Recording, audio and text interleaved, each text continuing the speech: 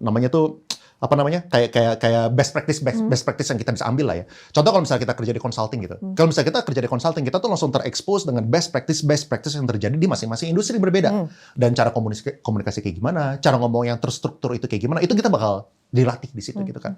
Nah, jadi begitu kita keluar, waktu kita bantuin bisnis orang tua, keluarga gitu, kita jadi bisa mengimplementasikan sesuatu hal yang baru dan yang udah proven gitu. Dan at least kita pun, kalau misalnya masuk ke bisnis orang tua pun, kita nggak boleh langsung jadi direktur.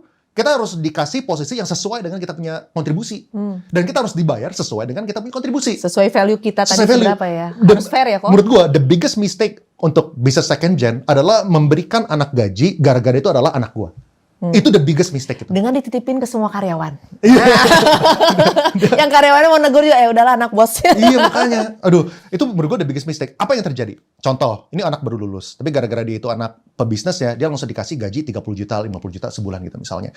Dia nggak masuk dapat 50 juta. Dia nggak mungkin mau berusaha. Orang dia pagi-pagi main golf dulu, besok ini masuknya siang-siang ya dapat 50 juta. Dan sebaliknya, gini, itu rusak buat dua-duanya. Itu rusak buat anak yang itu fighter. Orang yang fighter akhirnya ngerasa, gue kontribusi maksimal, gue kerja maksimal, gue masih dapat 50 juta, gue nggak dapat lebih gitu. Dan itu juga nggak work buat orang yang malas. Orang yang malas bakal ngerasa, gue nggak ngapa-ngapain, gue main bolos, gue cutinya itu 30 hari per 6 bulan juga nggak ada masalah.